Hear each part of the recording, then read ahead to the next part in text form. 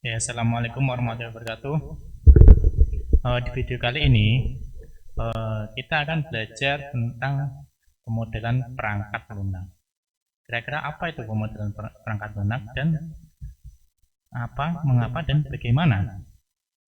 Oke, untuk itu silakan simak baik-baik.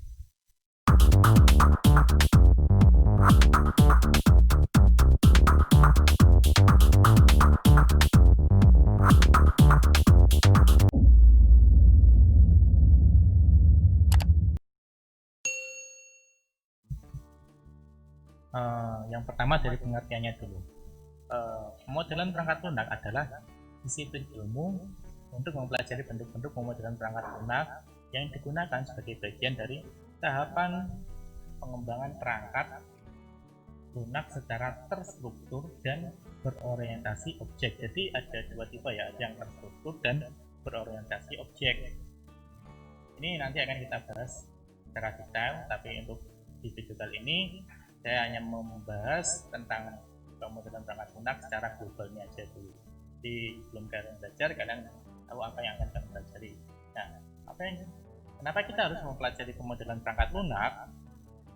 Alasan yang pertama yaitu karena sebuah perangkat lunak perlu dikembangkan lebih dari satu orang.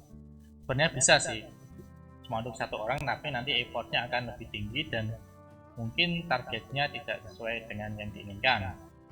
Kemudian yang kedua, supaya orang lain dapat mempelajari perangkat lunak yang kita kembangkan. Nah, di sisi lain kan kita suatu saat ketika kita berhenti untuk mengembangkan, biar ada yang istilahnya meneruskan apa yang telah kalian buat. Jadi sini ada di pemodelan perangkat lunak ini dibuat peraturan-peraturan atau tahapan-tahapan agar orang lain bisa mempelajari apa yang telah kita buat. Oke. Kemudian belajar pemodelan perangkat lunak. Apa sih yang kita pelajari? Yang pertama yaitu tahapan pengembangan perangkat lunak tentunya yang tadi sudah disebutkan. Terus kemudian yang kedua ada model pengembangan perangkat lunak. Kemudian yang ketiga adalah pemodelan untuk pengembangan perangkat lunak. Jadi untuk pengembangan kita tidak sembarangan terus serta-merta langsung bikin jalan aja enggak. Jadi ada pemodelannya dulu. Jadi pengembangannya seperti apa? Apakah secara terstruktur atau struktur sistem development, yaitu berupa, jadi kita buatnya yang pertama ada data flow diagram, ada structure chart, kemudian entity relationship diagram. Nanti akan kita bahas di pembahasan selanjutnya. Cara detailnya apakah itu data flow diagram, structure chart, entity relationship diagram. Kemudian yang keempat yaitu belajar pemodelan untuk pengembangan perangkat lunak berorientasi objek. Tadi kan terstruktur. Yang ketiga yaitu yang keempat tentu aja yang ada yang berorientasi objek atau object oriented system development, yaitu contohnya ada unified modeling language atau biasanya disebut UML, kemudian use case diagram, terus juga class diagram, kemudian ada activity diagram. Oke, nanti kita akan bahas ini secara detail di video selanjutnya. Kemudian ini kompetensi dasarnya kurang lebih seperti ini, kalian bisa cek sendiri di PPT yang sudah saya share. Kemudian tujuan pembelajarannya yang pertama yaitu yang pasti diawali dengan doa setelah mengikuti pelajaran ini, serta jadi dapat mengetahui konsep rekayasa perangkat lunak, kemudian memahami tahapannya, mengetahui komponen dan karakteristik dari perangkat lunak tersebut, dan serta juga memahami pembagian perangkat lunak dalam domain aplikasi. Oke, materinya kurang lebih seperti ini. Kalian bisa search sendiri sumber belajarnya. Oke, kita langsung masuk ke pembahasan. Yang pertama itu suatu rekayasa perangkat lunak. Tadi kan sudah ada definisi ya. Ini ada definisi yang mungkin lebih spesifik, yaitu suatu disiplin ilmu yang membahas semua aspek produksi perangkat lunak, mulai dari tahap awal yaitu analisa kebutuhan pengguna, menentukan spesifikasi dari kebutuhan pengguna, desain, kemudian baru di pengkodean atau coding, dan kemudian selanjutnya pengujian sampai pemeliharaan sistem setelah digunakan. Nah, konsep rekayasa perangkat lunak. Nah, tahapan pengembangan perangkat lunak itu ada tahapannya. Jadi yang pertama kita analisis dulu, kemudian kita buat, kemudian kita desain kira-kira seperti apa kebutuhannya, kemudian kita implementasikan, bisa berupa coding dan lain-lain sebagainya. Kemudian kita adakan pengujian. Ini salah satu contoh kecil, jadi kurang lebih tahapannya secara garis besar seperti ini. Nah, kemudian tahapan yang pertama yaitu analisis atau analisa. Nah, kenapa kok kita perlu menganalisis? Yang pertama tujuannya adalah menganalisis situasi untuk menentukan spesifikasi dan struktur pengguna dan menyeleksi fitur sistem yang lain. Jadi kita harus menganalisis kita kira-kira spesifikasi apa yang dibutuhkan, kemudian strukturnya apa aja, dan kemudian nanti akan kita implementasikan. Ini prosesnya yaitu yang pertama jadi dari penjadwalan atau scheduling, kemudian yang kedua yaitu ada analisis kebutuhan. Jadi prosesnya yang paling utama ada dua ini, jadi kita jadwalkan dulu targetnya seperti apa, terus kita analisis kebutuhannya, kita list apakah kebutuhan aplikasi itu apa sih. Nah, kemudian yang sampai menghasilkan yaitu hasilnya yaitu target waktu pengerjaan. Jadi kita buat rundown, kita buat jadwal, jadi jadwalnya sekian sampai sekian, step pengerjaannya dalam minggu ini mengerjakan apa, jadi sudah ditargetkan menurut kebutuhannya dan spesifikasi perangkat lunak tersebut. Jadi kan istilahnya benar-benar sesuai agar hasilnya sesuai target yang diinginkan. Yaitu dari analisis. Kemudian dari desain. Nah, desain ini macam-macam sebenarnya. Yang intinya adalah baik dari desain secara datanya, desain secara interface-nya itu juga termasuk desain. Nah, kemudian tujuannya apa sih kita perlu desain dulu sebelum kita bikin? Nah, tujuannya yang pertama yaitu mendapatkan dan menstrukturkan kebutuhan sistem secara keseluruhan. Jadi kita harus ada gambaran dulu nih apa yang akan kita buat, strukturnya apa aja sih biar kita menaruhnya kayak gimana. Jadi itu yang pertama. Yang kedua yaitu ada untuk mengembangkan spesifikasi teknologi. Setelah kita tahu gambarannya, kira-kira kebutuhan itu kita bisa menggunakan teknologi apa yang paling pas, kemudian yang sesuai yang dibutuhkan lah, katakanlah seperti itu. Kemudian untuk prosesnya dalam desain itu ada dua proses. Yang pertama itu membuat diagram, bisa di FD, bisa SD, ERD, dan UML atau UML. Ini yang tadi ya, yang sudah kita sebutkan tadi. Terus yang kedua yaitu membuat user interface tentunya, atau membuat tampilan. User interface itu caranya katakanlah desain tampilan lah ya. Kemudian menghasilkan apa hasilnya? Yang dituju adalah spesifikasi tampilan, pemrosesan laporan. Kemudian yang kedua ada struktur program, basis datanya seperti apa, seperti yang digambarkan seperti ini. Jadi relasinya kayak gimana, datanya seperti apa, kita desain di sini. Ini salah satu masuk proses desain. Jadi struktur programnya gimana, basis datanya, terus perancangan struktur fisiknya kayak gimana. Struktur fisik berarti secara interface-nya itu tadi.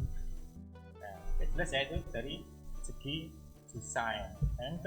Dan ketiga yaitu implementasi atau coding. Nah, coding ini macam-macam ya implementasinya. Jadi ini salah satu yang kita taruh sini, yaitu salah satu contohnya aja. Sebenarnya masih banyak lagi contoh-contoh implementasi coding, tapi secara umumnya biasanya menggunakan ini HTML, CSS, kemudian PHP, JavaScript, WordPress, dan lain-lain. Ini menyesuaikan kebutuhan. Tujuannya apa? Tujuannya yang pasti menghasilkan sebuah perangkat lunak tentunya. Kalau kita modelan perangkat lunak, masa kita tidak menghasilkan suatu perangkat lunak kan gitu.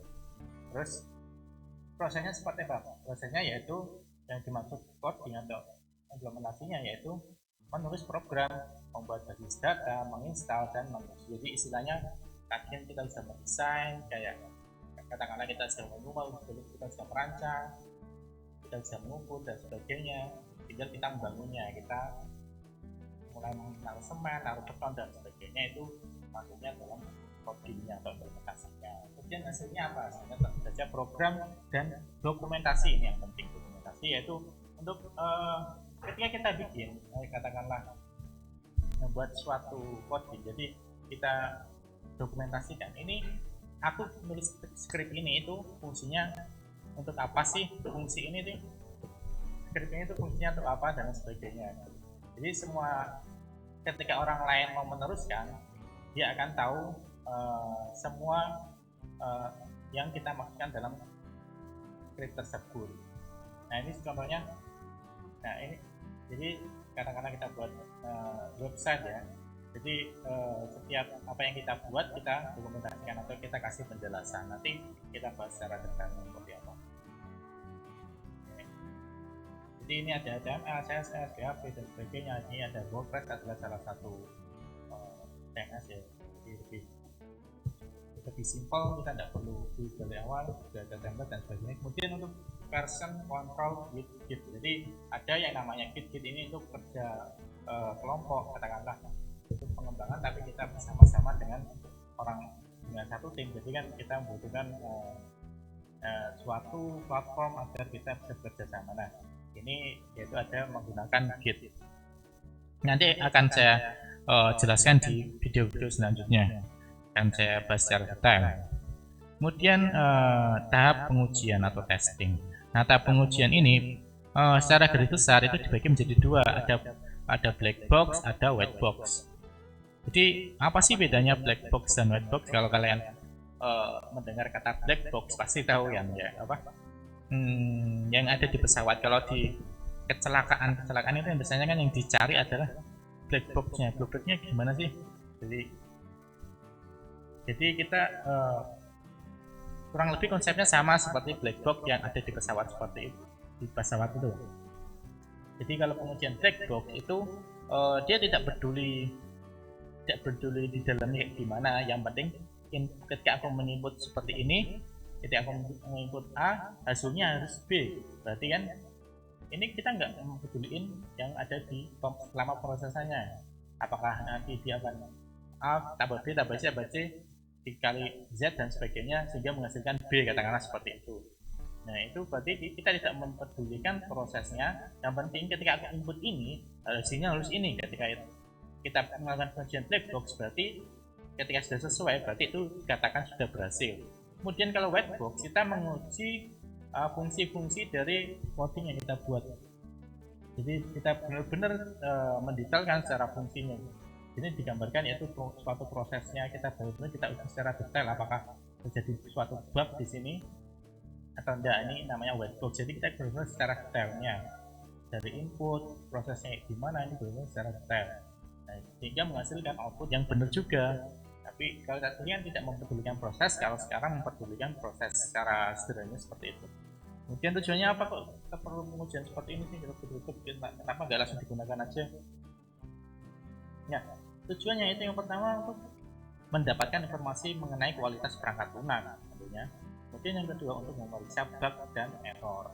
Kita kan nggak tahu kan, kita harus cek satu-satu apakah kita input sesuatu apakah hasilnya sudah sesuai apa enggak, ternyata datanya kesimpan atau enggak, kan kita perlu mengecekkan. Nah kemudian dari tujuan dari berdasar itu secara tujuan 1 yang 2 ini adalah secara globalnya. Nah kemudian tujuan secara spesifik yaitu black box dan white box. Kalau black box testing yaitu lebih ke interface dan hasil. Jadi poinnya itu adalah interface-nya apakah sudah sesuai, kemudian kita input, kita proses apakah hasilnya sesuai apa enggak. Jika sesuai berarti dia lolos uji black box. Kemudian bedanya dengan white box yaitu dia benar-benar ngecek struktur programnya secara detail, kemudian logikanya apakah ini tuh benar nggak sih logikanya. Jadi ini untuk program yang kompleks harus menggunakan uji white box. Nah hasilnya seperti apa? Hasilnya adalah perbaikan, kemudian tentu saja untuk mengadakan perbaikan perangkat lunak dari bug. Ketika sudah dites kok ada bug, berarti kita harus perbaiki lagi. Kemudian yang kedua yaitu perangkat lunak yang siap pakai. Ketika sudah dua-duanya sudah melalui tes dan berhasil dan sesuai apa yang diharapkan, berarti itu berhasil. Oke, yang ketiga, kemudian yang selanjutnya itu ada support atau dukungan. Biasanya itu paket software itu ada kemudian .exe, kemudian ada file data, kemudian ada juga dokumen pendukung. Dokumen pendukung ini istilahnya untuk tutorial dan sebagainya, cara menginstal ini, sehingga ketika kita menjual suatu software, orang bisa mengikuti manual booknya, katakanlah seperti itu. Kemudian bahan instruksional, oh ya maaf, yang tadi dokumen pendukung itu semisal ya untuk sekedar informasi aja, spesifikasi dan lain-lain. Nah, kemudian beda lagi kalau ini bahan instruksional, jadi untuk manual book dari menginstal ketika terjadi error sederhana itu kayak gimana, itu biasanya ada di manual book. Kemudian ada petunjuk troubleshooting, nah itu juga termasuk juga troubleshooting ketika mengalami sebuah error, ada kendala dan sebagainya, itu ada instruksi-instruksinya seperti itu. Oke, selanjutnya yaitu karakteristiknya seperti apa sih perangkat lunak itu. Yang pertama, perangkat lunak dibangun dan dikembangkan tentunya, tidak dibuat dalam bentuk yang klasik. Kemudian yang kedua, perangkat lunak tidak pernah usang. Jadi teknologi itu kan selalu berkembang, jadi perangkat lunak bisa dikatakan tidak pernah usang, dia tidak pernah, katakanlah masih bisa dipakai lah sebenarnya, meskipun ada pembaruan dan sebagainya kan, tapi kan dia tidak seperti hardware, sehingga dia itu ketika perangkatnya beda perangkat, selama dia masih kompatibel dia masih bisa berjalan. Kemudian yang ketiga yaitu ada sebagian besar perangkat lunak dibuat secara custom build, jadi serta tidak dapat dirakit dari komponen yang sudah ada.